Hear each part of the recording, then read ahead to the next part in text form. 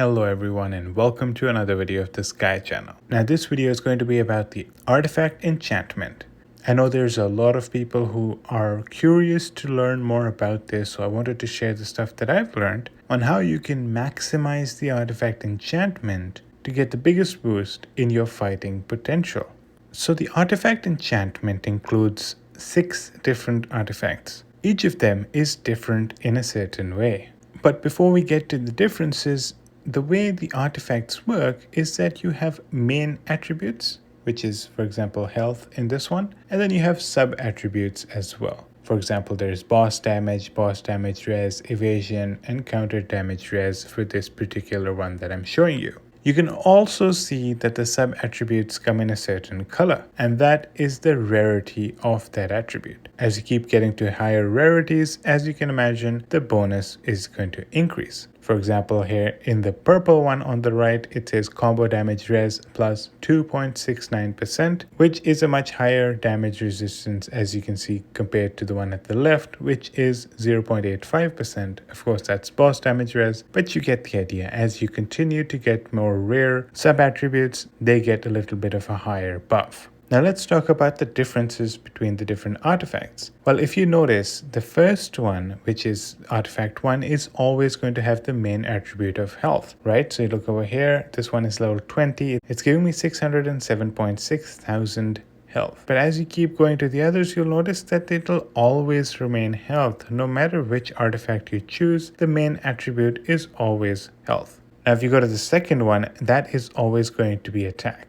Doesn't matter which one you choose. If it is artifact 2, it's always going to have attack as its main attribute. The third one is always going to be defense as the main attribute. And if you go to the fourth one, that's when things get a little different. The fourth one is going to have a variety of different main attributes that you can choose from if you're lucky enough to get the artifact that you want. For example, this one gives basic attack damage as its main attribute. This one is giving skill damage as its main attribute. This one is giving combo damage as its main attribute, which is wonderful for archers and therefore wonderful for me. This one is giving pal damage, not as exciting. And then you can see that it's basic attack damage, skill damage. There's also going to be counter damage as we keep going lower. Here you go, there's a counter damage one. So based on your class, you'd want to choose, for example, either combo damage, counter damage, or skill damage as the artifact of your choice for number 4. Let's go to number 5. This one is more about damage resistance. For example, the one that I've selected is a combo damage resistance, and here's a pal damage resistance, basic attack damage resistance, counter damage resistance, combo damage resistance, basic attack damage resistance, and pal damage resistance. I think those are the primary ones you can see as we go through them. It's usually within these 4 different categories.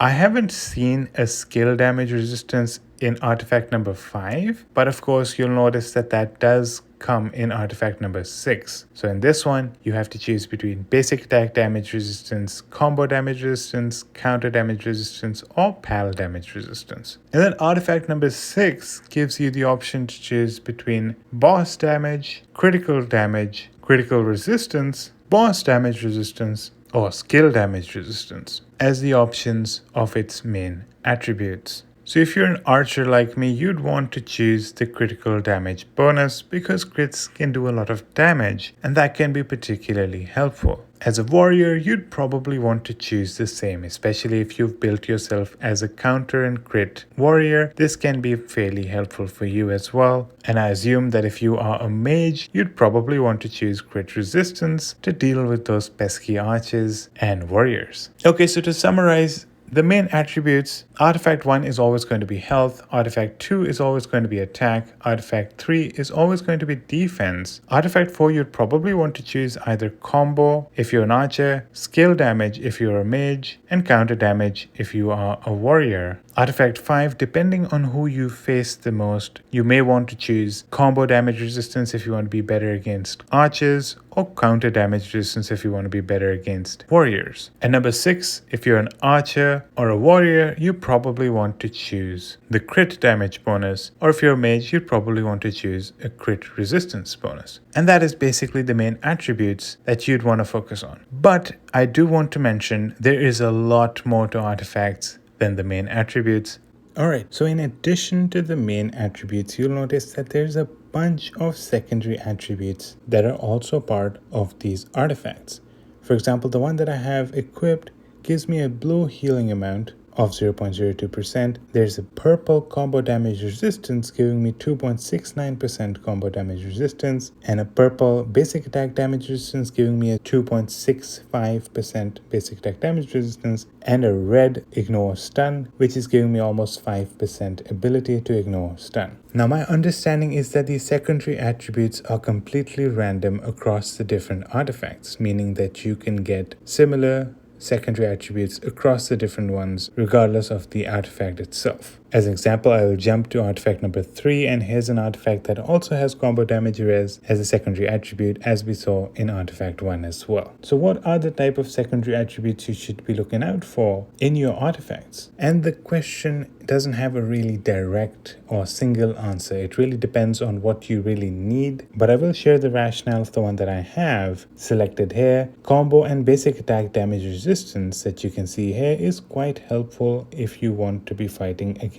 archers. They get a lot of damage from combos and they get a lot of damage from basic attacks as well, so having a higher resistance to these makes me better equipped to fight archers, and in my server there are a lot of very powerful archers that I deal with, making this quite helpful. The ignore stun that I have here is very helpful against mages, and some of the people that are close to me in power are also mages, so I do want to try to make sure that I'm not always stunned by them, because otherwise I remain stunned throughout the battle and they can just keep on releasing their skills, and in order to counter that, this became a quite preferred artifact for me. That being said, the way artifacts work is that these secondary attributes come to you and actually also upgrade as you continue to upgrade it further, so there is a little bit of luck involved on which ones you get. I'll cover that very shortly, but essentially these have been fairly helpful for me, which is why I decided to keep this artifact and continue using it. Now if we go here, you'll notice I'm not using a pink one, rather I'm using a red one, and one of the main reasons is because this gave me a pink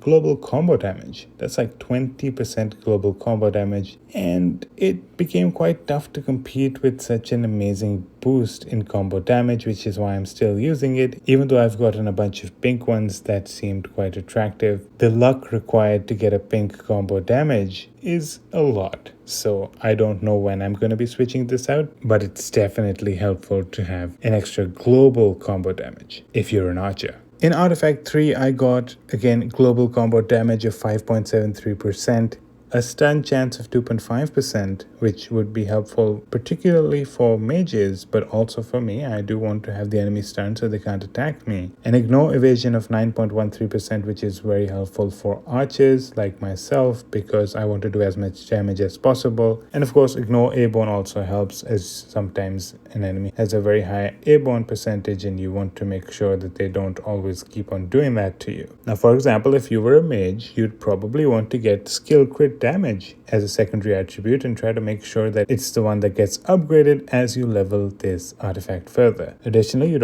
probably also want to get a high stun percentage. Now, depending on your class, you'd want to have the secondary attributes that help you the most in the sort of enemies that you are fighting against. So basically, the theme remains the same. You want to have secondary attributes that are most helpful for you. For example, for me, I'm looking for global combo damage, the basic attack damage, ignore evasion, stun, and perhaps evasion 2 as things that I'm going to be looking out for and hoping I get in my secondary attributes, and hoping, of course, they're the ones that get upgraded in the secondary attributes as well. Depending on your build, you might want to choose a different set. Now that's the secondary attributes, but there is something that I consider even more important than that, and that becomes the primary thing I look first before I decide an artifact to pick. And if you look down here, you'll notice that there's a set bonus. Now, 2-piece set gives a 5% extra global crit damage, in this case, or global combo, global counter, or crit resistance. And of course, a 4-piece set gives a 10% bonus in that attribute that's mentioned at the bottom. Now, this is extremely helpful, and anything global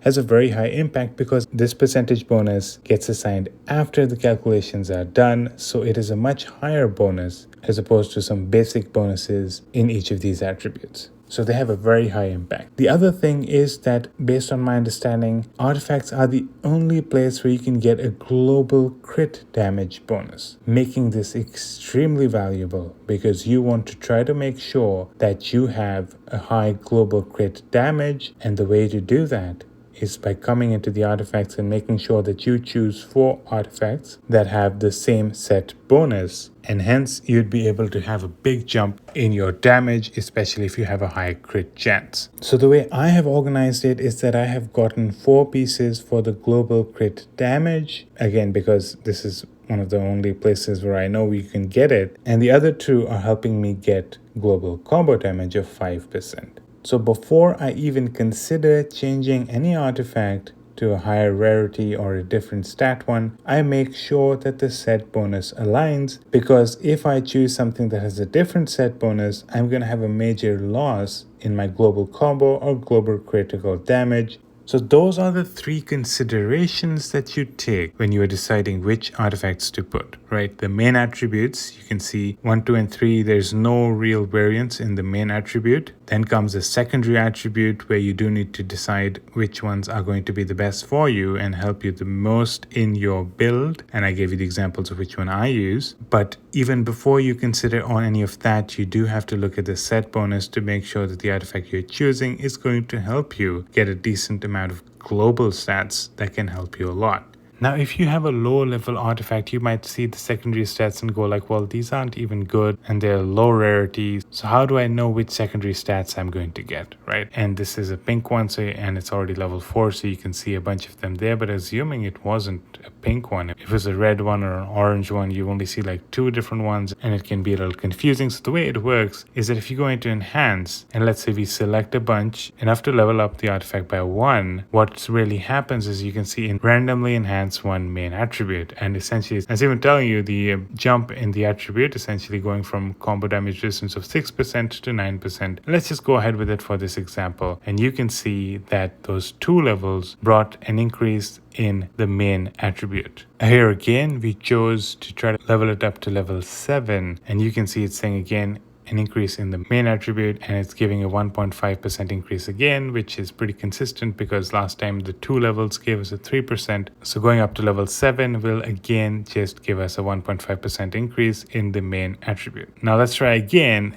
Going to level 8, it actually increases the main attribute by the same 1.5% as well, but here it says randomly enhance one sub attribute as well. Now if you didn't have 4 already, it would say randomly enhance or add one sub attribute, but you can only have a maximum of 4 sub attributes. So now you are certain to have this list of secondary attributes, and it's going to randomly enhance one of them. You don't know which one. It could be any one of them, but one of them is going to get enhanced, and let's find out which one that's going to be. And you can see it shows the airborne percentage. So if you don't have 4 sub attributes already, there's a chance you might get an additional attribute, and that might potentially be a very good one. But if you already have 4, you do know that these are the attributes that are going to stay, and every time you reach a point where you're leveling it up and it says that it's going to enhance a sub attribute, it's going to enhance one of the ones that are already there. And what happens is that its rarity increases. See, it was blue before and now it's purple, and with that it actually increases its bonus. So that's how the sub attributes work. So as you level it further, you might get a new sub attribute, or you might increase one of the existing sub attributes, and of course you want to hope that you get